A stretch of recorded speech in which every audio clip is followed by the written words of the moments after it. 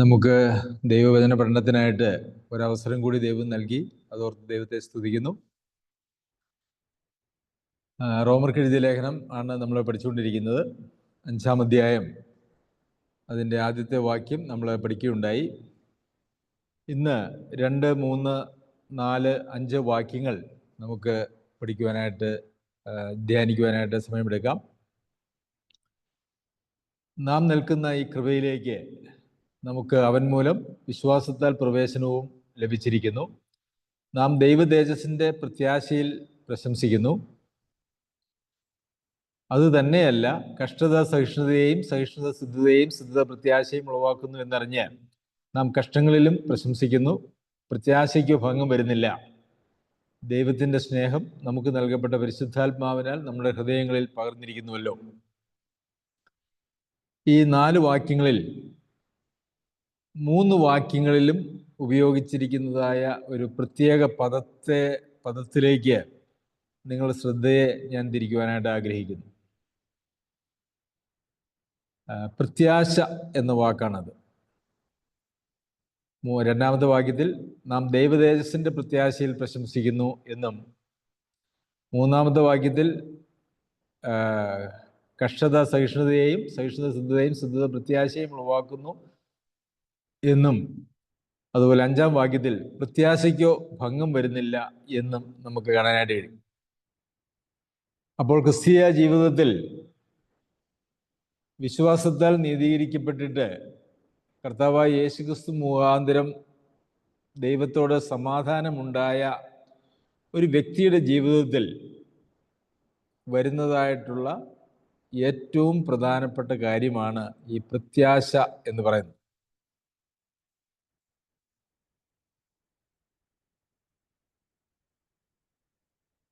യഥാർത്ഥത്തിൽ പ്രത്യാശയാലല്ലോ നിങ്ങൾ രക്ഷിക്കപ്പെട്ടിരിക്കുന്നത് എന്ന് നമ്മൾ വായിക്കുന്നു. ഇതേ അധ്യായത്തിൽ തന്നെ നമ്മൾ വായിക്കുന്നുണ്ട്. എന്ന് മാത്രവുമല്ല, പ്രത്യാശയാണ് യഥാർത്ഥത്തിൽ നമ്മളെ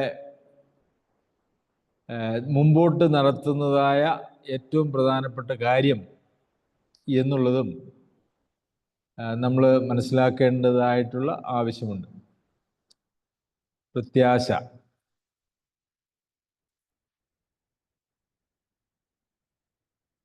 റോമർക്ക് എഴുതിയ ലേഖനത്തിൽ തന്നെ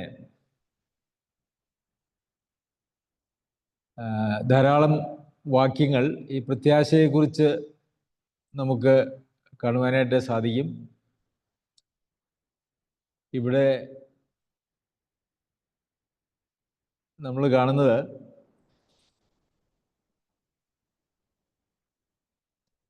നാം നിൽക്കുന്ന ഈ കൃപയിലേക്ക് നമുക്ക് അവൻ മൂലം വിശ്വാസത്താൽ പ്രവേശനവും ലഭിച്ചിരിക്കുന്നു. നാം ദൈവതേജസ്സിൻ്റെ പ്രത്യാശയിൽ പ്രശംസിക്കുന്നു എന്നാണ്. അപ്പോൾ ഇവിടെ നാം നിൽക്കുന്നത് എവിടെയാണ് എന്നുള്ളതായ ഒരു ചോദ്യം ഉണ്ട്. അത് കൃപയിലാണ് എന്നാണ് നാം ഇവിടെ വായിക്കുന്നത്. യഥാർത്ഥത്തിൽ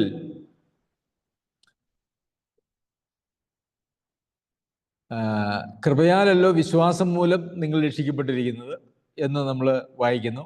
അപ്പോൾ നമ്മുടെ രക്ഷ എന്ന് പറയുന്നത് കൃപയാലാണ്. അതുപോലെ തന്നെ നമ്മുടെ നിൽപ്പ് എന്ന് പറയുന്നതും, അല്ലെങ്കിൽ നമ്മുടെ രക്ഷണ്യ ജീവിതം, രക്ഷിക്കപ്പെട്ടതിന് ശേഷമുള്ള നമ്മുടെ ജീവിതം എന്ന് പറയുന്നതും കൃപയാലാണ്, അല്ലെങ്കിൽ കൃപയിലാണ്. കൃപയാൽ രക്ഷിക്കപ്പെട്ടിട്ട് കൃപയിൽ ജീവിക്കുന്ന ജീവിതമാണ് ക്രിസ്തീയ ജീവിതം എന്ന് പറയുന്നത്.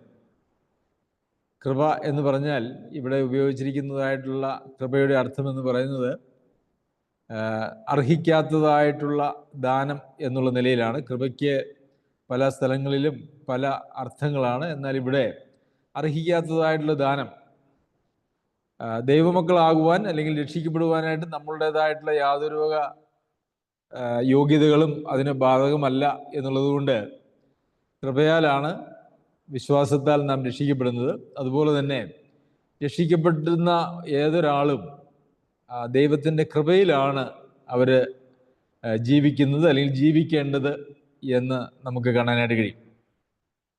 ഇവിടെയും കൃപയിലേക്ക് നമുക്ക് അവൻ മൂലം വിശ്വാസത്താൽ പ്രവേശനവും ലഭിച്ചിരിക്കുന്നു. ആര് മൂലം? കർത്താവായ യേശുക്രിസ്തു മൂലം ഈ കൃപയിലേക്ക് ഒരു പ്രവേശനമാണ് ലഭിച്ചിരിക്കുന്നത്. നമുക്ക് ഒരു അഡ്മിഷൻ കിട്ടിയതുപോലെയുള്ള ഒരു അവസ്ഥയാണ്. നമുക്കറിയാം, ഏതെങ്കിലും ഒരു കോഴ്സിന് അഡ്മിഷൻ കിട്ടി പ്രവേശനം ലഭിച്ചു കഴിഞ്ഞാൽ പിന്നെ നമുക്ക് ആ ഒരു കോഴ്സ് പാസ്സായി എന്നതിനർത്ഥമില്ല എന്നറിയാമല്ലോ. ഒരു വലിയ സാധ്യതകളുള്ള ഒരു തലത്തിലേക്ക് ഒരു അഡ്മിഷനാണ് യഥാർത്ഥത്തിൽ വിശ്വാസത്താൽ നീതീകരിക്കപ്പെട്ടുകൊണ്ട് വിശ്വാസികളെല്ലാവരും പ്രവേശിക്കുന്നത്. എന്നാൽ ഇന്ന് പൊതുവെ ആളുകൾ ചിന്തിക്കുന്നതായ ചിന്ത എന്ന് പറയുന്നത്, വിശ്വസിച്ചു, സ്നാനപ്പെട്ടു, അല്ലെങ്കിൽ വിശ്വസിച്ചു, അല്ലെങ്കിൽ രക്ഷിക്കപ്പെട്ടു എന്നൊക്കെ പറഞ്ഞതിന് ശേഷം അത് ഏകദേശം ഒരു സമാപ്തിയിലായി, ഇനി അത് നമുക്ക് ദൈവരാജ്യം ഉറപ്പായി, ഇനി നമുക്ക് നമ്മുടേതായിട്ടുള്ള രീതിയിലുള്ള ഒരു ജീവിതം എന്നുള്ള നിലയിലാണ്. എന്നാൽ അങ്ങനെയല്ല. ക്രിസ്തീയ ജീവിതം എന്ന് പറയുന്നത് നമ്മളുടെ അവസാന ശ്വാസം വരെയുള്ള ഒരു ജീവിതമാണ്. ആ ഒരു കൃപയിലേക്ക് നമുക്ക് വിശ്വാസത്താൽ പ്രവേശനം ലഭിച്ചിരിക്കുന്നു എന്നുള്ളത് മാത്രമാണ്. ആ ഒരു കൃപയിൽ നമുക്ക് നാം നിൽക്കുന്ന ഈ കൃപയിലേക്ക് എന്നാണ് പറയുന്നത്. അപ്പോൾ ഈ കൃപയിൽ നമ്മൾ നിൽക്കുകയും നടക്കുകയും വളരുകയും ഒക്കെ ചെയ്യേണ്ടത് ആവശ്യമാണ്. ഗലാത്യർക്ക് എഴുതിയ ലേഖനത്തിൽ, ന്യായപ്രമാണത്തിന്റെ പ്രവൃത്തികളാൽ നീതീകരിക്കപ്പെടുവാൻ ഇച്ഛിക്കുന്നവരായിട്ടുള്ള നിങ്ങൾ കൃപയിൽ നിന്ന് വീണുപോയി ക്രിസ്തുവിനോട് വേർപെട്ടു പോയി എന്ന് നമ്മൾ വായിക്കുന്നുണ്ട്. കൃപയിൽ നിന്ന് വീണുപോയി ക്രിസ്തുവിനോട് വേർപെട്ടു പോയി. അപ്പോൾ ഈ കൃപയിൽ നിലനിൽക്കുക, അതുപോലെ തന്നെ ഈ കൃപയിൽ കൃപമേൽ കൃപ, അവനിൽ നിന്ന് നമുക്ക് കൃപമേൽ കൃപ പ്രാപിക്കുവാനായിട്ട് കഴിയും എന്ന് നമ്മൾ യോഹന്നാൻ എഴുതിയ സുവിശേഷം 1-ാം അധ്യായത്തിൽ വായിക്കുന്നുണ്ടല്ലോ. അപ്പോൾ നാം രക്ഷിക്കപ്പെട്ടത് നമ്മളുടേതായിട്ടുള്ള ഒരു യോഗ്യതകളുടെയും അടിസ്ഥാനത്തിലല്ല, വിശ്വാസത്താലാണ്. എന്നാൽ നമ്മെ രക്ഷിക്കപ്പെട്ടതിന് ശേഷം ഈ കൃപയെ നിലനിർത്തുന്നതും അതേ വിശ്വാസത്താൽ തന്നെയാണ് എന്ന് നമ്മൾ മനസ്സിലാക്കണം. കാരണം എൻ്റെ നീതിമാൻ വിശ്വാസത്താൽ ജീവിക്കും എന്നുള്ള വചനമാണ് പഴയ നിയമത്തിൽ, പുതിയ നിയമത്തിൽ നമുക്ക് കാണുവാനായിട്ട് കഴിയുന്നത്. അപ്പോൾ നമ്മുടെ ജീവിതത്തെ മുഴുവൻ നിയന്ത്രിക്കുന്നതായിട്ടുള്ളൊരു കാര്യം, നാം വിശ്വാസത്തിൽ നിലനിൽക്കുകയും ആ വിശ്വാസത്തിൽ നിലനിൽക്കുന്നത് വഴി, ആ വിശ്വാസത്തിൽ മുറുകെ പിടിക്കുന്നത് വഴി ദൈവത്തിൻ്റെ ആ കൃപയിൽ നാം ആയിരിക്കുകയും ചെയ്യുന്നു എന്നുള്ളതാണ്. അതുമാത്രവുമല്ല, അവിടെ അത് പൂർത്തിയാക്കി ഒരു ഫുൾ സ്റ്റോപ്പ് അല്ല കൊടുത്തിരിക്കുന്നത് എന്ന് നമുക്കറിയാം. നാം ദൈവ തേജസ്സിന്റെ പ്രത്യാശയിൽ പ്രശംസിക്കുന്നു. അപ്പോൾ ഇന്ന് നമുക്ക് പ്രശംസിക്കുവാനായിട്ടുള്ളത് എവിടെയാണ് എന്ന് ചോദിച്ചാൽ, അതായത് നീതീകരിക്കപ്പെട്ടതായിട്ടുള്ള ഒരാൾക്ക് ഈ ലോകത്തിൽ പ്രശംസിക്കുവാനായിട്ട് എന്താണ് എന്ന് ചോദിച്ചാൽ, ദൈവ തേജസ്സിന്റെ പ്രത്യാശയിൽ എന്ന് മാത്രമാണുള്ളത്. ലോകത്തിൽ ഇന്ന് നമ്മൾ ആളുകളെയൊക്കെ പരിചയപ്പെടുമ്പോൾ അനേക ആളുകളും അവരുടെ വിവിധങ്ങളായിട്ടുള്ള അനേക കാര്യങ്ങളിൽ പ്രശംസിക്കുന്നത് നമുക്ക് കാണുവാനായിട്ട് സാധിക്കും. ചിലർ അവരുടെ പാരമ്പര്യങ്ങളിൽ പ്രശംസിക്കുന്നുണ്ട്. ഈ കൃപയിലേക്ക് വന്ന, കൃപയിലേക്ക് വന്ന് കൃപയിൽ നിലനിൽക്കുന്ന ആളുകൾ പോലും പലപ്പോഴും അവരവരുടെ പാരമ്പര്യത്തെക്കുറിച്ച് വളരെ അഭിമാനം കൊള്ളുന്നവരായിട്ട് നമുക്ക് കാണാനായിട്ട് കഴിയും. അല്ലെങ്കിൽ അവർ നിലനിൽക്കുന്നതായിട്ടുള്ള അവരുടെ സാമൂഹികമോ സാമ്പത്തികവുമായിട്ടുള്ള പശ്ചാത്തലത്തിൽ അവർ പ്രശംസിക്കുന്നത് നമുക്ക് കാണുവാനായിട്ട് കഴിയും. ഇനിയും ചിലരെ അവരുടെ ആത്മീയമായിട്ടുള്ള വരങ്ങളെക്കുറിച്ച് അല്ലെങ്കിൽ അവരുടെ പരിജ്ഞാനത്തെക്കുറിച്ച് പ്രശംസിക്കുന്നതും നമുക്ക് കാണുവാനായിട്ട് കഴിയും. എന്നാൽ ഇതൊന്നും മനുഷ്യൻ്റെ പ്രശംസയ്ക്ക് യോഗ്യമായിട്ടുള്ള കാരണങ്ങളല്ല. നമുക്ക് പ്രശംസിക്കുവാനായിട്ടുള്ളത് ദൈവതേജസ്സിൻ്റെ പ്രത്യാശയിലാണ്. എന്താണ് യഥാർത്ഥത്തിൽ ദൈവതേജസ്സിന്റെ പ്രത്യാശയിൽ പ്രശംസിക്കുക എന്ന് പറയുന്നത്? നമുക്കറിയാം, അതിനെ സംബന്ധിച്ച് നാം ഇതിനു മുമ്പ് ഈ റോമാലേഖന പഠനം ആരംഭിച്ചപ്പോൾ തന്നെ പഠിച്ചതാണ്. ദൈവത്തിൻ്റെ തേജസ് നമുക്ക് വീണ്ടെടുത്ത് നൽകുവാനായിട്ടാണ് കർത്താവ് കാൽവരിയിൽ ഒരു യാഗമായി തീർന്നത്. മനുഷ്യനെ ദൈവത്തിൻ്റെ സാദൃശ്യത്തിലും സ്വരൂപത്തിലും സൃഷ്ടിച്ചുവെന്നും പാപം ആ ഒരു സാദൃശ്യവും സ്വരൂപവും, അതായത് ആ തേജസ് നഷ്ടപ്പെടുത്തിയെന്നും ആ പാപത്തിനൊരു പരിഹാരം ഉണ്ടാക്കിക്കൊണ്ട് ദൈവവുമായിട്ടുള്ള കൂട്ടായ്മയിലേക്ക് മനുഷ്യനെ കൊണ്ടുവന്ന് ആ തേജസ്സിലേക്ക് അവനെ യഥാസ്ഥാനപ്പെടുത്തുകയാണ് സുവിശേഷത്തിൻ്റെ പ്രവൃത്തി എന്നും നമ്മൾ പഠിക്കുകയുണ്ടായി. അപ്പോൾ ഇന്ന് നമുക്ക് ആ ദൈവ തേജസ്സിൻ്റെ പ്രത്യാശയാണുള്ളത്. അതൊരു ഉറപ്പ് എന്നുള്ള നിലയിൽ നമുക്ക് 8-ാം അധ്യായത്തിൽ ദൈവം മുന്നറിഞ്ഞവരെ വിളിച്ചവരെ നീതീകരിച്ചവരെ തേജസ്കരിച്ചും ഇരിക്കുന്നു എന്ന് നമ്മൾ വായിക്കുന്നുണ്ട്. അവിടെ തേജസ്കരിച്ചും ഇരിക്കുന്നു എന്നാണ് നമ്മൾ വായിക്കുന്നത്. നിത്യതയുടെ കാഴ്ചപ്പാടിൽ യഥാർത്ഥത്തിൽ ദൈവം നോക്കുമ്പോൾ നമ്മൾ തേജസ്കരിക്കപ്പെട്ടവരായിട്ട് തന്നെയാണ് കാണുന്നത്.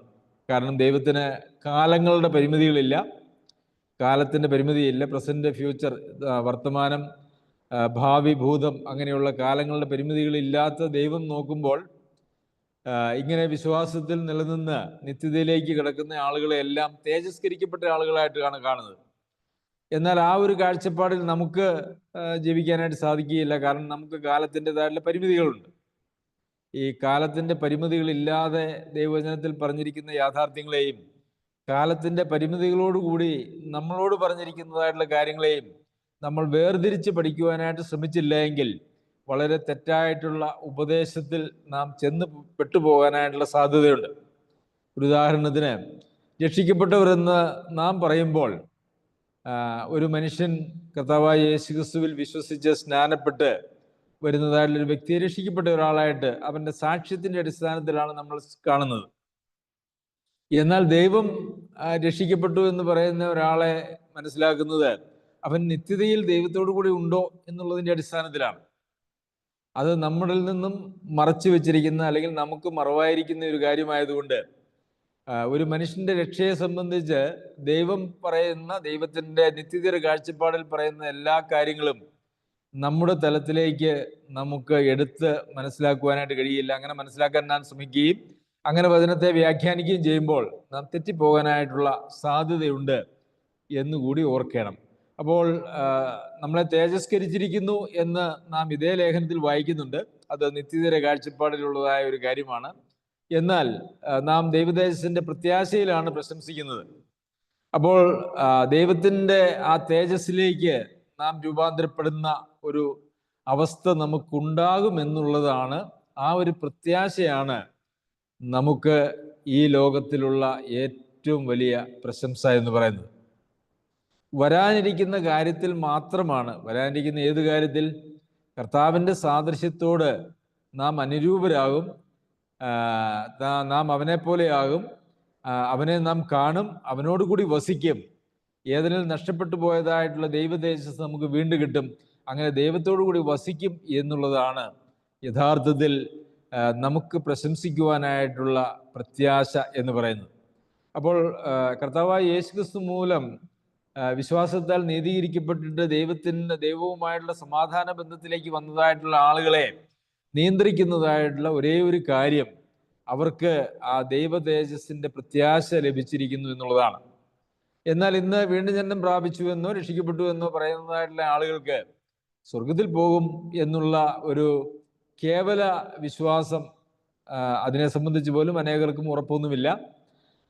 ഒരു കേവല വിശ്വാസം അല്ലെങ്കിൽ പ്രത്യാശ എന്നുള്ളതിനപ്പുറം അവർ പ്രശംസിക്കുന്ന ഒരു വിഷയമായിട്ട് തേജസ്സിൻ്റെ പ്രത്യാശയെ അവർ സാധാരണഗതിയിൽ കാണാറില്ല എന്നുള്ളതാണ് ഒരു യാഥാർത്ഥ്യം. എന്നാൽ അങ്ങനെയല്ല, പ്രത്യാശയാണ് നമ്മെ യഥാർത്ഥത്തിൽ നടത്തേണ്ടത് എന്നുള്ളത് നമുക്കറിയാമല്ലോ. 3-ാമത്തെ വാക്യത്തിൽ അത് തന്നെയല്ല, കഷ്ടത സഹിഷ്ണുതയെയും സഹിഷ്ണുത സിദ്ധതയെയും സിദ്ധത പ്രത്യാശയും ഉളവാക്കുന്നു എന്നറിഞ്ഞ് നാം കഷ്ടങ്ങളിലും പ്രശംസിക്കുന്നു. അപ്പോൾ വീണ്ടും ജന്മം പ്രാപിച്ച അല്ലെങ്കിൽ നീതീകരിക്കപ്പെട്ട വിശ്വാസികൾക്ക് കഷ്ടങ്ങളുണ്ട് എന്നുള്ളത് ഒരു പൊതുപ്രമാണമാണ്. കഷ്ടങ്ങളില്ലാത്ത ഒരു ജീവിതമില്ല. കഷ്ടങ്ങളെക്കുറിച്ച് പറയുമ്പോൾ വിശ്വാസത്തിൻ്റെ ഫലമായിട്ട് ഉണ്ടാകുന്നതായ കഷ്ടങ്ങൾ, അത് പുറമേ നിന്നുള്ള കഷ്ടങ്ങളും ആകാം, അതുപോലെ തന്നെ നമ്മുടെ ആന്തരിക ജീവിതത്തിലെ ഒരു പോരാട്ടത്തിൻ്റെ ഫലമാകുന്ന അല്ലെങ്കിൽ ആ പോരാട്ടത്തിലുള്ള കഷ്ടങ്ങളും അത് ആകാം. നമുക്കറിയാമല്ലോ, നമ്മുടെ എല്ലാ ഇഷ്ടങ്ങളും മാറ്റിവെച്ച് ദൈവേഷ്ടത്തിന് വേണ്ടി തീരുമാനിക്കുകയാണ് ഒരാൾ വിശ്വസിക്കുമ്പോൾ അവൻ്റെ ജീവിതത്തിൽ എടുക്കുന്നതായിട്ടുള്ള തീരുമാനം എന്ന് പറയുന്നത്.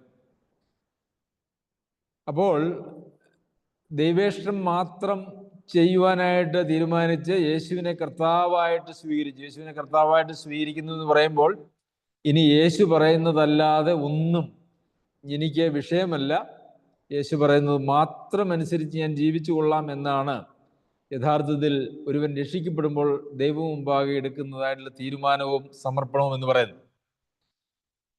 അപ്പോൾ നമ്മെ വശീകരിക്കാൻ ശ്രമിക്കുന്ന, നമ്മെ വീഴിക്കാൻ ശ്രമിക്കുന്ന നമ്മളുടെ ജഡത്തിൻ്റെ മോഹങ്ങൾ ധാരാളം അനുദിനം ഓരോ നിമിഷവും നമ്മുടെ ജീവിതത്തിൽ ഉണ്ടാകും. അതിനോടൊക്കെയും എതിർത്ത് നിൽക്കുക എന്ന് പറയുന്നത് നമ്മളുടെ ജീവിതത്തിൽ തന്നെ ഒരു ഞരക്കത്തിൻ്റെ അവസ്ഥ നമ്മളിൽ ഉണ്ടാകുവാനായിട്ടുള്ള സാധ്യതയുണ്ട്. അതൊരു കഷ്ടമാണ്. നമുക്ക് ആഗ്രഹമുള്ള പല കാര്യങ്ങളുണ്ട്, എന്നാൽ ആ ആഗ്രഹങ്ങളൊന്നും അങ്ങനെ തന്നെ നമ്മുടെ ഇഷ്ടത്തിനനുസരിച്ച് പോകുവാനായിട്ട് നമുക്ക് അനുവാദമില്ല. പ്രത്യേകിച്ച് ദൈവേഷ്ടത്തിന് വേണ്ടി തീരുമാനമെടുത്തതായിട്ടുള്ള നാം നമ്മുടെ ഇഷ്ടങ്ങളെയൊക്കെ മാറ്റിവെച്ച് ദൈവേഷ്ടത്തിൽ ജീവിക്കേണ്ടതായിട്ടുള്ള ആവശ്യമുണ്ട്. അപ്പോൾ അങ്ങനെ കഷ്ടത എന്ന് പറയുന്നത് നമ്മുടെ ഉള്ളിലുമുണ്ട്. അതുപോലെ തന്നെ വിശ്വാസത്തിൻ്റെ ഫലമായിട്ട് നമുക്ക് പുറമേ നിന്നുള്ള കഷ്ടങ്ങളും ഉണ്ടാകാം. അത് ഓരോ കാലഘട്ടത്തിലും ഓരോ ദേശത്തും അതിൻ്റേതായിട്ടുള്ള വ്യത്യാസത്തിൽ. ഇപ്പോൾ ക്രിസ്തീയ മാർഗത്തിന് വളരെ പ്രതിസന്ധികൾ ഉളവാക്കുന്നതായിട്ടുള്ള ധാരാളം രാജ്യങ്ങളുണ്ട്. എന്നാൽ താരതമ്യേന സ്വാതന്ത്ര്യമുള്ളതായിട്ടുള്ള രാജ്യങ്ങളുണ്ട്. എന്നാൽ ലോകത്ത് നോക്കിയാൽ ഇന്ന് ക്രിസ്തീയ രാജ്യങ്ങൾ എന്ന് പറയുന്ന രാജ്യങ്ങൾ പോലും സുവിശേഷ പ്രവർത്തനത്തിനോ ആത്മീയ പ്രവർത്തനങ്ങൾക്കോ ഒക്കെ വളരെ വിഘാതം സൃഷ്ടിക്കുന്നതായിട്ടുള്ള ഒരു പ്രവണത ഇന്ന് നമുക്ക് കാണുവാനായിട്ട് സാധിക്കും. ലോകത്തിലെല്ലായിടത്തും ക്രിസ്തീയ മാർഗത്തിനെതിരെ, ശരിയായിട്ടുള്ള ക്രിസ്തീയ മാർഗത്തിനെതിരെ എന്നും ഒരു നിലപാടുണ്ട്. അത് കർത്താവിനെ പറഞ്ഞു, അവർ ലൗകികനല്ലാത്തതുകൊണ്ട് ലോകം അവരെ പകച്ചു. പലപ്പോഴും ലൗകികന്മാരായിട്ട് ലോകത്തിലുള്ള ആളുകളെ പോലെ അവരോട് ചേർന്ന് അവരിൽ ഒരാളായിട്ട് ജീവിക്കുമ്പോൾ അങ്ങനെയുള്ള പകയ്ക്കലൊന്നും നമുക്ക് നേരിടേണ്ടതായിട്ട് വരില്ല. എന്നാൽ അതുവരിൽ നിന്ന് വിട്ട് ഒരു ലൗകികനല്ലാത്ത ആത്മീയമായിട്ടുള്ളൊരു ജീവിതം നാം നയിച്ചാൽ മറ്റുള്ളവർക്ക് ഒരിക്കലും നമ്മെ ഉൾക്കൊള്ളുവാനായിട്ട് കഴിയുകയില്ല. കാരണം അവർ ലൗകികരും വിശ്വാസികൾ ആത്മീകരുമായിരിക്കണം എന്നുള്ളത് കൊണ്ടാണ്. എന്നാൽ ഇന്ന് അനേക വിശ്വാസികളും അവരെ പ്രത്യേകിച്ച് നമുക്കറിയാം, ഒരു വിദ്യാർത്ഥി ഒരു കോളേജിലേക്ക് പഠിക്കാൻ ചെന്നാൽ അവർ വിശ്വാസികളാണ് എന്നുള്ളതായ അവരുടെ ആ ഒരു ഐഡൻറ്റിറ്റി അവർ പുറത്ത് കാണിക്കുകയില്ല. അവരെല്ലാവരുടെയും കൂടെ അവരിൽ ഒരാളെ പോലെ ജീവിക്കും. അതുകൊണ്ട് അവർക്ക് അങ്ങനെ യാതൊരു കഷ്ടങ്ങളും നിന്നയും പരിഹാസവും ഒന്നും അവർക്ക് ഉണ്ടാകുകയില്ല. ക്രിസ്തുവിൻ്റെ നിന്ന ചുമന്നുകൊണ്ട് പാളയത്തിന് പുറത്ത് ചെല്ലുക എന്നാണ് നമ്മൾ വായിക്കുന്നത്. അപ്പോൾ അങ്ങനെ നിന്ന ലഭിക്കാവുന്ന എല്ലാ മേഖലകളും അവർ ഒഴിവാക്കി പോകുന്നത് നമുക്ക് കാണുവാനായിട്ട് സാധിക്കും. അപ്പോൾ കഷ്ടതയുണ്ട്. ക്രിസ്തീയ ജീവിതത്തിൻ്റെ ഭാഗമാണ് കഷ്ടത. കഷ്ടതയില്ലാത്ത ഒരു ക്രിസ്തീയ ജീവിതമില്ല. പക്ഷെ അത് വിവിധ തലങ്ങളിലാണ് എന്ന് മാത്രമേ ഉള്ളൂ എന്നുള്ളത് നാം മനസ്സിലാക്കണം. പക്ഷേ ഈ കഷ്ടതയെ സംബന്ധിച്ചിടത്തോളം അതൊരു ദൈവിക പരിപാടിയാണ് എന്നുള്ളത് മനസ്സിലാക്കുമ്പോഴാണ് അതിൻ്റെ പ്രാധാന്യത്തെ നാം അറിയുന്നത്. നമ്മെ നമ്മുടെ ജഡത്തിൻ്റെ പ്രശ്നങ്ങളെയൊക്കെ പരിഹരിച്ച് നമ്മെ ദൈവത്തിൻ്റെ സ്വഭാവമുള്ളവരായി രൂപാന്തരപ്പെടുത്തുന്നതിന് നമ്മെ സഹായിക്കുന്ന ഒരു വലിയ കാര്യമാണ് കഷ്ടത എന്ന് പറയുന്നത്. പലപ്പോഴും നമുക്കറിയാം, ഉപദേശം കേട്ടാലൊക്കെ നാം ആ കേട്ട ഉപദേശമൊക്കെ അനുസരിച്ച് അങ്ങോട്ട് മുമ്പോട്ട് പോകുന്ന ആളുകളായിരുന്നുവെങ്കിൽ എത്രയോ പണ്ടേ നമ്മളിലൊക്കെ വലിയ ഒരു രൂപാന്തരം, ജീവിതത്തിലൊരു മാറ്റമൊക്കെ ഉണ്ടാകുമായിരുന്നു. പലപ്പോഴും അങ്ങനെ ഉപദേശം കേട്ടതുകൊണ്ട് മാത്രമൊന്നും നമ്മളാരും അങ്ങനെ നല്ല ആളുകളായിട്ട് രൂപാന്തരപ്പെടുന്നില്ല എന്നുള്ളതാണ് ഒരു യാഥാർത്ഥ്യം. പ്രത്യേകിച്ച് ഈ കാലഘട്ടത്തിൽ ആരെയും ഉപദേശിക്കാൻ, ഒരുപക്ഷെ സഭയിലൊരു 3/4 മണിക്കൂർ പ്രസംഗത്തിന് വേണമെങ്കിൽ ഞങ്ങൾ കേട്ട് ഇരുന്ന് തരാം, ഞങ്ങൾ നിന്ന് തരാം. അതിൽ കവിഞ്ഞ് ഞങ്ങളെ വ്യക്തിപരമായിട്ട് ഉപദേശിക്കുവാനോ ഞങ്ങളോട് എന്തെങ്കിലും ആലോചന പറയുവാനോ ഒന്നും ആവശ്യമില്ല. ഞങ്ങളെ നിയന്ത്രിക്കുവാനായിട്ട് വരേണ്ട ആവശ്യമില്ല. ഞങ്ങളുടെ പേഴ്സണൽ സ്പേസ് അല്ലെങ്കിൽ ഞങ്ങളുടെ സ്വകാര്യതയിൽ കൈകടത്താൻ ആർക്കും അവകാശമില്ല. അതൊരു ശുശ്രൂഷകനും അവകാശമില്ല. അത് മാതാപിതാക്കന്മാർക്ക് അവകാശമില്ല, മക്കൾ പറയും. അതുപോലെ തന്നെ ഉള്ള ഒരു സംവിധാനമാണ്, അധപതിച്ച അവസ്ഥയാണ് ഇന്ന് ലോകത്ത് എല്ലായിടത്തും ഉള്ളത്. നമുക്കറിയാം, മക്കളെയൊക്കെ ശിക്ഷിച്ച് വളർത്താൻ കഴിയുന്നതായിട്ടുള്ള ഒരു കാലഘട്ടം ഉണ്ടായിരുന്നു. ആ കാലഘട്ടം നമ്മളുടെ നാട്ടിൽ പോലും കഴിഞ്ഞു. അധ്യാപകർ മക്കളെ ശിക്ഷിക്കുന്നതായിട്ടൊരു കാര്യമുണ്ടായിരുന്നു. നമ്മളൊക്കെ ഒരു പക്ഷേ നല്ല അടി മേടിച്ച് പഠിച്ച ആളുകളാണ്. എന്നാൽ ഇന്ന് അങ്ങനെ പിള്ളേരെ, വിദ്യാർത്ഥികളെ അടിച്ചു പഠിപ്പിക്കുക എന്ന് പറയുന്നത് അനുവദനീയമല്ല. മക്കളെ അടിച്ചാൽ ജയിലിൽ പോകേണ്ടി വരുമെന്നുള്ള കാര്യം യൂറോപ്പിലും അമേരിക്കയിലും ഒക്കെ നമുക്ക് ഒരു കാലത്ത് കേൾവിയുള്ള കാര്യം മാത്രമായിരുന്നു. അതിനെക്കുറിച്ച് നാം വളരെയേറെ അതിശയിച്ചിരുന്നു. എന്നാൽ ഇന്ന് നമ്മുടെ നാട്ടിൽ പോലും ആ ഒരു അവസ്ഥയിലേക്ക് സമൂഹം നീങ്ങിക്കൊണ്ടിരിക്കുന്നു എന്നുള്ളതും നമുക്ക് കാണുവാനായിട്ട് സാധിക്കും. അപ്പോൾ ആരെയും അങ്ങനെ ഉപദേശിച്ച് നന്നാക്കുവാനായിട്ട് സാധിക്കുന്ന ഒരു അവസ്ഥ ഇന്നില്ല എന്നുള്ളത് ഒരു വലിയ പ്രായോഗികമായിട്ടുള്ള വിഷയമായിരിക്കുന്നു. എന്നാൽ കർത്താവ് അന്ത്യകൽപ്പന കൊടുത്തപ്പോൾ, ഞാൻ നിങ്ങളോട് കൽപ്പിച്ചതെല്ലാം അനുസരിപ്പാൻ ഉപദേശിച്ചും കൊണ്ട് ശിഷ്യരാക്കിക്കൊള്ളുവിൻ എന്നാണ് കർത്താവ് പറഞ്ഞതായിട്ടുള്ള പ്രമാണം. അതുപോലെ തന്നെ ദൈവത്തിൻ്റെ വചനം അത് തർജ്ജനത്തിനും ശാസനയ്ക്കും ഗുണീകരണത്തിനും ഉപദേശത്തിനും ഒക്കെ അത് ഉപയോഗിക്കാമെന്നുള്ളത് അത് പ്രമാണം നമുക്ക് തിമോഥെയോസിന് എഴുതിയ ലേഖനത്തിൽ നമ്മൾ വായിക്കുന്നു. എന്നാൽ ഇതിലൊന്നും ഈ വീണ്ടും ജനനം പ്രാപിച്ചാലുള്ള ആളുകൾ അതിനൊന്നും വിധേയപ്പെടാതെ വരുമ്പോൾ ദൈവം അവരിൽ ചില കഷ്ടതകളും പ്രശ്നങ്ങളും ഒക്കെ അവർക്ക് കൊടുക്കും, ബാലശിക്ഷ അവർക്ക് കൊടുക്കും. അങ്ങനെ കഷ്ടത എന്ന് പറയുന്നത് നമ്മെ രൂപാന്തരപ്പെടുത്തുന്നതിനുള്ള ഒരു ദൈവിക പരിപാടിയാണ് എന്നുള്ളത് നമ്മൾ മനസ്സിലാക്കണം. അത് നമ്മെ നന്നാക്കുന്നതിനും അതുപോലെ തന്നെ നമ്മളെ എന്തെങ്കിലും ശിക്ഷയായിട്ട് മാത്രമല്ല കഷ്ടം ദൈവം നമുക്ക് അനുവദിക്കുന്നത് എന്നുള്ളത് നാം അറിയണം. നമ്മളെ ശക്തരാക്കുന്നതിന് വേണ്ടി നമുക്ക് കഷ്ടങ്ങൾ അനുവദിക്കും. നമുക്കറിയാമല്ലോ, പട്ടാളത്തിലേക്കോ പോലീസിലേക്കോ ഒക്കെ എടുക്കുന്നതായിട്ടുള്ള ആളുകളെ വളരെ ശക്തിയുള്ള, വളരെ കഠിനമായ ഒരു ട്രെയിനിങ്ങിലൂടെയാണ് അവരെ കടത്തിവിട്ട് അവരെ ശക്തരാക്കി തീർക്കുന്നത്. എന്നാൽ മാത്രമേ അവർക്ക് ശത്രുവിനോട് പൊരുതുവാൻ ഏത് കാലാവസ്ഥയിലും ഏത് ഭൂപ്രദേശങ്ങളിലും ഭൂപ്രകൃതിയിലും തണുപ്പിലും ചൂടിലുമൊക്കെ അവർക്ക് ശത്രുവിനോട് പൊരുതാൻ കഴിയണമെങ്കിൽ അവർ ശക്തരായിരിക്കേണ്ടത് ആവശ്യമാണ്. അപ്പോൾ അതുകൊണ്ടും നമ്മെ ആത്മീയമായി ശക്തിയുള്ളവരാക്കി തീർക്കുന്നതിന് വേണ്ടി ദൈവം നമ്മുടെ ജീവിതത്തിൽ കഷ്ടത അനുവദിക്കും എന്നുള്ളത് നമ്മൾ മനസ്സിലാക്കണം. എന്നാൽ ഈ കഷ്ടതയുടെ ഫലം എന്താണ് എന്നുള്ളത് ചോദിച്ചാൽ ഇവിടെ നമ്മൾ കാണുന്നത് സഹിഷ്ണുതയെയും, സഹിഷ്ണുതയെയും സഹിഷ്ണുത സിദ്ധതയെയും, സിദ്ധത പ്രത്യാശയും ഉളവാക്കുന്നു എന്നറിഞ്ഞ് നാം കഷ്ടങ്ങളിലും പ്രശംസിക്കുന്നു. അപ്പോൾ വിശ്വാസികളെ സംബന്ധിച്ചിടത്തോളം കഷ്ടങ്ങൾ വന്നാൽ എന്താണ് ചെയ്യേണ്ടതെന്ന് ചോദിച്ചു കഴിഞ്ഞാൽ ഇവിടെ അപ്പോസ്തലൻ പറയുന്നത് പ്രശംസിക്കണം, അല്ലെങ്കിൽ പ്രശംസിക്കുന്നു എന്നാണ്. അപ്പോൾ ദൈവവുമായിട്ടുള്ള ഒരു നിരപ്പിലേക്ക്, സമാധാന ബന്ധത്തിലേക്ക് വിശ്വാസത്താൽ നീതീകരിക്കപ്പെട്ട് കടന്നു വന്നതായിട്ടുള്ള വിശ്വാസികൾ അവരുടെ ജീവിതത്തിൽ കഷ്ടങ്ങൾ വരുമ്പോൾ നമ്മൾ വായിക്കുന്നത് പ്രശംസിക്കുന്നു എന്നാണ്, അല്ലാതെ പിറുപിറുക്കുന്നു എന്നുള്ളതല്ല. കഷ്ടങ്ങൾ വരുമ്പോൾ നമ്മളുടെ ഒരു സ്വാഭാവിക പ്രവണത എന്ന് പറയുന്നത് ഉടനെ തന്നെ നമ്മൾ നാലുപാടും പ്രാർത്ഥന ആവശ്യങ്ങളൊക്കെ അറിയിച്ച് അതിനെക്കുറിച്ച് പ്രാർത്ഥിക്കുവാനൊക്കെ ആവശ്യപ്പെട്ട് പിന്നെ നമ്മൾ ഉപവസിച്ച് പ്രാർത്ഥിച്ച് എങ്ങനെയെങ്കിലും ഈ കഷ്ടമൊക്കെ ഒന്ന് നീങ്ങിപ്പോകാനായിട്ട്, അതൊരു ദൈവിക ശാപമാണ് എന്നുള്ള നിലയിലും അത് പിശാച് നൽകുന്നതാണ് എന്നുള്ള നിലയിലും അത് മാറിപ്പോകാതിരിക്കുന്നത് നമ്മളെ വിശ്വാസത്തിൻ്റെ ബലഹീനത കൊണ്ടാണെന്നോ അതല്ല എങ്കിൽ വിശ്വാസത്തിൻ്റെ അപര്യാപ്തത കൊണ്ട് നമുക്ക് വന്നുകൂടിയതാണെന്നോ ഒക്കെയുള്ള വളരെയേറെ തെറ്റായിട്ടുള്ള കാഴ്ചപ്പാടുകളാണ് ഇന്ന് ക്രിസ്തീയ ലോകത്ത് മുഴുവൻ നിലനിൽക്കുന്നത്. നമുക്കെന്തെങ്കിലും ഒരു കഷ്ടം വരുമ്പോൾ ഇത് എന്നെ ദൈവം പരിശീലിപ്പിക്കുന്നതിന് വേണ്ടി, എന്നിൽ സ്വഭാവശുദ്ധി വരുന്നതിന് വേണ്ടി ദൈവം എനിക്ക് അനുവദിച്ചിരിക്കുന്ന ഒരു കാര്യമാണ് എന്ന് നമ്മൾ ആരെങ്കിലും ചിന്തിക്കാറുണ്ടോ? യഥാർത്ഥത്തിൽ അങ്ങനെയാണ് നാം ചിന്തിക്കേണ്ടത്. അങ്ങനെ ചിന്തിക്കുന്ന ആളുകളുണ്ട് എന്നുള്ളത് ഓർത്ത് ഞാൻ ദൈവത്തെ സ്തുതിക്കുന്നു. നമ്മളുടെ പല സഹോദരങ്ങളും അങ്ങനെയുള്ള കഷ്ടതകളിലൂടെ കഴിഞ്ഞ കാലങ്ങളിൽ കടന്നു പോയപ്പോൾ അവരൊക്കെ വിശ്വാസത്തിൽ നിലനിന്ന് കൂടുതൽ സഹിഷ്ണുതയുള്ളവരായും ദൈവത്തിൽ കൂടുതൽ ആശ്രയമുള്ളവരായും തീർന്നു എന്നുള്ളത് ഓർത്ത് ഞാൻ ദൈവത്തെ സ്തുതിക്കുന്നു. അങ്ങനെ ഈ സഹിഷ്ണുത നമ്മൾ ഉണ്ടാകുന്നത് എങ്ങനെയാണ്?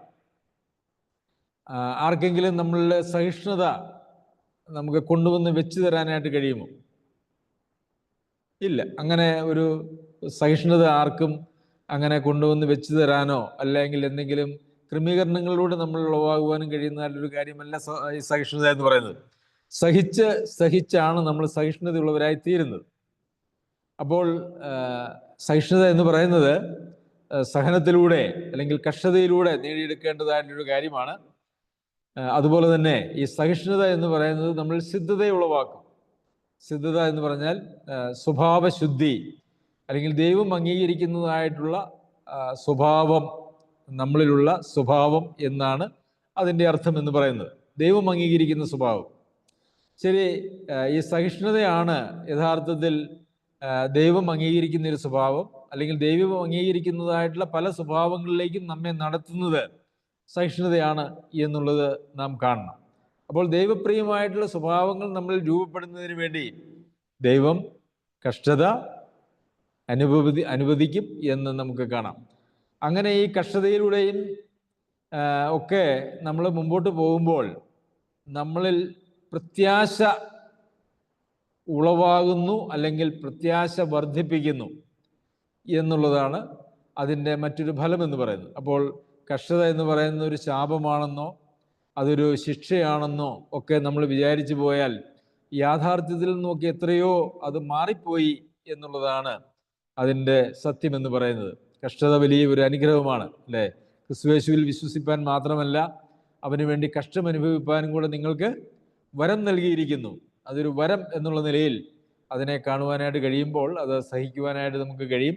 എന്നാൽ നമുക്ക് സഹിപ്പാൻ കഴിയുന്നതിന് മീതെ ഒരിക്കലും ദൈവം കഷ്ടത അനുവദിക്കുകയില്ല. അതുമാത്രവുമല്ല, കഷ്ടതയോടുകൂടി അവൻ പോക്കുവഴിയും ഉണ്ടാക്കും എന്നുള്ളത് ഈ കഷ്ടത നൽകുന്ന ദൈവം തന്നെ നമുക്ക് നൽകുന്നതായിട്ടുള്ള വാഗ്ദത്തമാണ്. അതായത് നമുക്ക് സഹിപ്പാൻ കഴിയുന്നതിന് മീതെ നൽകുകയില്ല, കഷ്ടതയോടുകൂടി പോക്കുവഴിയും ഉളവാക്കും. അതുകൊണ്ട് ദൈവതേജസ്സിൻ്റെ പ്രത്യാശയിൽ പ്രശംസിക്കുന്നതായിട്ടുള്ള ആളുകളിൽ പ്രശംസയെ ഉളവാക്കുകയും വർദ്ധിപ്പിക്കുകയും ചെയ്യുന്നതായിട്ടുള്ള ദൈവിക പരിപാടിയാണ് അവരുടെ ജീവിതത്തിൽ കഷ്ടത എന്നുള്ളത് കൊണ്ട് ദൈവം ഉദ്ദേശിക്കുന്നത്. അതുകൊണ്ട് എന്തു ചെയ്യും? നാം കഷ്ടങ്ങളിലും പ്രശംസിക്കുന്നു. പ്രിയമുള്ളവരെ, കഷ്ടം വരുമ്പോൾ പ്രശംസിക്കുവാനായിട്ട് നമുക്ക് സാധിക്കുന്നുണ്ടോ? അതിനു മുമ്പ് നമ്മൾ പ്രശംസിക്കുന്നതിനെ കുറിച്ച് പറയുന്നത്, നാം ദൈവതേജസ്സിന്റെ പ്രത്യാശയിൽ പ്രശംസിക്കുന്നു. ദൈവതേജസ്സിന്റെ പ്രത്യാശയിൽ പ്രശംസിക്കുന്ന അതേ മനോഭാവത്തോടു കൂടി കഷ്ടങ്ങളിലും പ്രശംസിക്കുവാനായിട്ട് നമ്മൾ കഴിയുമ്പോഴാണ് ഒരു യഥാർത്ഥ ദൈവ പൈതലിൻ്റെ ആത്മീയ കാഴ്ചപ്പാട് നമ്മളിൽ രൂപപ്പെടുന്നത്. ഇതൊരു വലിയ ആത്മീയ യാഥാർത്ഥ്യമാണ്.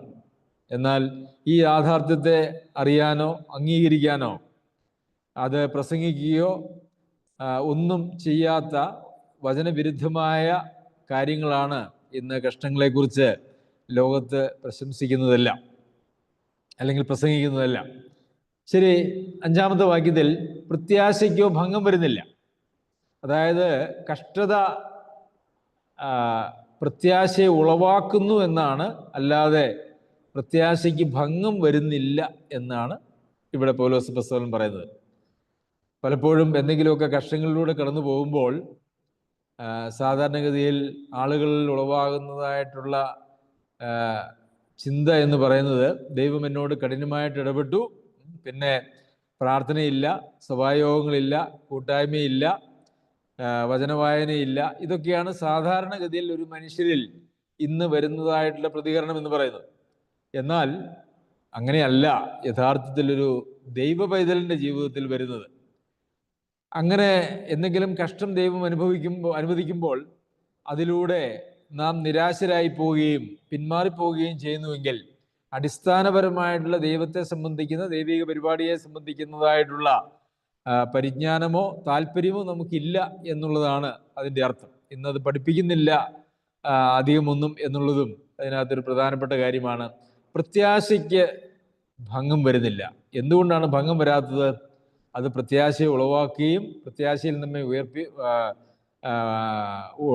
പ്രത്യാശയിൽ നമ്മളെ വർദ്ധിപ്പിക്കുകയും അതുപോലെ തന്നെ നമ്മിൽ ദൈവപ്രസാദകരമായ സ്വഭാവ സവിശേഷതകൾ രൂപപ്പെടുത്തുവാനായിട്ട് അത് സഹായിക്കുകയും ചെയ്യുന്നു എന്നുള്ളത് കൊണ്ടാണ്.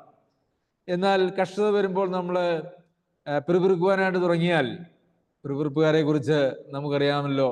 എന്താണ് ഇസ്രായേൽ മക്കൾ പിറുപിറുത്തു? അത് അവർക്ക് കണിയായി തീർന്നു. അത് അവർ നാശത്തിലേക്ക് പോയി. അവരെല്ലാവരും മരുഭൂമിയിൽ പെട്ടുപോയി എന്ന് നമ്മൾ വായിക്കുന്നുണ്ട്. അവർ മിസ്രൈമിൽ നിന്ന് പുറപ്പെട്ട് ചെങ്കടലിൻ്റെ കരയിൽ മുതൽ അവർ അങ്ങുവരെ പിറുപിറുപ്പിൻ്റെ ആളുകളായിരുന്നു. കഷ്ടത വരുമ്പോൾ പിറുപിറുക്കുന്ന ഒരു സ്വഭാവമാണ് പൊതുവിൽ മനുഷ്യർക്കുള്ളത്. എന്നാൽ നമ്മെ സംബന്ധിച്ചുള്ള ദൈവിക ആഗ്രഹം എന്ന് പറയുന്നത് പിറുപിറുക്കുവാനായിട്ടല്ല, മറിച്ച് നമ്മളിൽ അത് ദൈവം ഒരു പ്രവൃത്തി ചെയ്യുന്നതാണ് എന്നുള്ളത് അറിഞ്ഞ് ദൈവത്തിൽ പൂർണ്ണമായും ആശ്രയിക്കുകയും അതുപോലെ തന്നെ അത് സഹിക്കുന്നതിലൂടെ സഹിഷ്ണുതയും ശുദ്ധതയും ഒക്കെ നമ്മൾ ഉളവായി നമുക്ക് മുമ്പിൽ വെച്ചിരിക്കുന്നതായിട്ടുള്ള, നാം പ്രശംസിക്കുന്നതായിട്ടുള്ള പ്രത്യാശയിൽ നമ്മെ ഉറപ്പിക്കുന്ന ഒരു പരിപാടിയാണ് ഈ കഷ്ടത എന്ന് പറയുന്നത്. പ്രത്യാശയ്ക്ക് ഭംഗം വരുന്നില്ല. ഈ പ്രത്യാശയ്ക്ക് ഭംഗം വരുന്നില്ല എന്ന് പറഞ്ഞിട്ട് അവിടെ ഒരു ഫുൾ സ്റ്റോപ്പ് അല്ല, മറിച്ച് ഒരു സെമിക്കോളനാണ് കൊടുത്തിരിക്കുന്നത്. അതിൻ്റെ അർത്ഥം പ്രത്യാശയ്ക്ക് ഭംഗം വരാത്തതിൻ്റെ കാരണമാണ്, അതിൻ്റെ വിശദീകരണമാണ് അതിന് തൊട്ട് താഴെ കൊടുത്തിരിക്കുന്നത്. എന്താണത്? ദൈവത്തിൻ്റെ സ്നേഹം നമുക്ക് നൽകപ്പെട്ട പരിശുദ്ധാത്മാവിനാൽ നമ്മുടെ ഹൃദയങ്ങളിൽ പകർന്നിരിക്കുന്നുവല്ലോ. അപ്പോൾ എന്തുകൊണ്ടാണ് ഈ പ്രത്യാശയ്ക്ക് ഭംഗം വരാതെ, എന്ത് കഷ്ടങ്ങളിലൂടെ കടന്നു പോയാലും പ്രത്യാശയ്ക്ക് ഭംഗം വരാതെ ഇരിക്കുന്നത് എന്ന് ചോദിച്ചാൽ, ഈ വാക്യത്തിൽ, അതായത് പ്രത്യാശയ്ക്കോ ഭംഗം വരുന്നില്ല എന്നുള്ളതിൻ്റെ മുൻപും അതിന് ശേഷവും അതിൻ്റെ കാരണങ്ങളാണ് പറഞ്ഞിരിക്കുന്നത്. ഇവിടെ ശേഷം പറഞ്ഞിരിക്കുന്ന കാരണം എന്ന് പറയുന്നത് ദൈവത്തിൻ്റെ സ്നേഹം. ദൈവത്തിൻ്റെ സ്നേഹം എന്ന് പറയുമ്പോൾ ദൈവം നമ്മെ സ്നേഹിച്ച സ്നേഹം, അതുപോലെ തന്നെ നാം മറ്റുള്ളവരെ സ്നേഹിക്കേണ്ടതായിട്ടുള്ള സ്നേഹം, ഇതെല്ലാം നമുക്ക് നൽകിയ പരിശുദ്ധാത്മാവിനാൽ നമ്മുടെ ഹൃദയങ്ങളിൽ പകർന്നിട്ടുണ്ട് എന്നുള്ളതാണ്. അപ്പോൾ നമ്മുടെ ഹൃദയങ്ങളിൽ ആ ദൈവസ്നേഹം നിലനിൽക്കുന്നുവെങ്കിൽ ഒരിക്കലും പ്രത്യാശയ്ക്ക് ഒരു ഭംഗം വരികയില്ല എന്നുള്ളതാണ്. ദൈവസ്നേഹത്തിൽ നിന്നും നാം മാറ്റപ്പെട്ടു പോകുന്ന ഒരവസ്ഥ ഉണ്ടാകുവാനായിട്ട് പാടില്ല. ആ ദൈവസ്നേഹം നമ്മളിലേക്ക് പകർന്നിരിക്കുന്നു പരിശുദ്ധാത്മാവിനാൽ. ആ ആത്മാവിൻ്റെ നിയന്ത്രണത്തിൽ നാം ജീവിക്കുമ്പോൾ, ദൈവാത്മാവിൻ്റെ നിയന്ത്രണത്തിൽ നാം ജീവിക്കുമ്പോൾ ഒരു കാരണവശാലും നമുക്ക് പ്രത്യാശയ്ക്ക് ഒരു ഭംഗവും വരികയുമില്ല എന്നുള്ളതാണ്. അപ്പോൾ പ്രത്യാശയ്ക്ക് ഭംഗം വരുന്നുണ്ട് എങ്കിൽ, കഷ്ടങ്ങൾ വരുമ്പോൾ നാം പ്രത്യാശ നഷ്ടപ്പെട്ടവരായി തീരുന്നുവെങ്കിൽ, നമ്മളിൽ പരിശുദ്ധാത്മാവിനാൽ പകരപ്പെട്ടതായിട്ടുള്ള ദൈവിക സ്നേഹമുണ്ടോ എന്നുള്ളത് നാം പരിശോധിക്കേണ്ടത് ആവശ്യമാണ്. ദൈവത്തെ സ്നേഹിക്കുന്നു എന്ന് നാം പറയുമ്പോൾ ദൈവം നമ്മെ അനുവദിക്കുന്നതായിട്ടുള്ള എല്ലാ സാഹചര്യങ്ങളിലൂടെയും കടന്നു പോകുവാനായിട്ടുള്ള ഒരു മനസ്സും താല്പര്യവും അതിലൊരു സന്തോഷവും നമുക്കുണ്ടാകും. ആ ദൈവത്തെ നാം സ്നേഹിക്കുന്നുവെങ്കിൽ ഒരിക്കലും പ്രത്യാശയ്ക്ക് ഭംഗം വരുന്നില്ല. ആ പരിശുദ്ധാത്മാവ് നമ്മെ ശക്തിപ്പെടുത്തും, ബലപ്പെടുത്തും. അതുമാത്രവുമല്ല, നമ്മുടെ ഓരോ നിമിഷവും നമ്മുടെ ജീവിതത്തെ നിയന്ത്രിക്കേണ്ടത് നിയന്ത്രിക്കുന്ന പരിശുദ്ധാത്മാവിൻ്റെ ഒരു പ്രവൃത്തിയാണ്. നമുക്ക് വേണ്ടി പ്രാർത്ഥനയിൽ തുണയ്ക്കുകയും നമ്മെ ബലപ്പെടുത്തുകയും ശക്തിപ്പെടുത്തുകയും ചെയ്യുന്നത് പരിശുദ്ധാത്മാവാണ്. ഏത് പ്രതിസന്ധികളെയും കഷ്ടതകളെയും അതിജീവിക്കുവാൻ ആവശ്യമായ ശക്തി എത്ര വേണമോ അത്രയും ശക്തി നമുക്ക് നൽകി നമ്മെ സഹായിക്കുവാൻ പരിശുദ്ധാത്മാവ് നമ്മളുടെ കൂടെയുണ്ട്. അതുകൊണ്ട് ഒരിക്കലും നമ്മളുടെ പ്രത്യാശയ്ക്ക് ഭംഗം വരുന്നില്ല.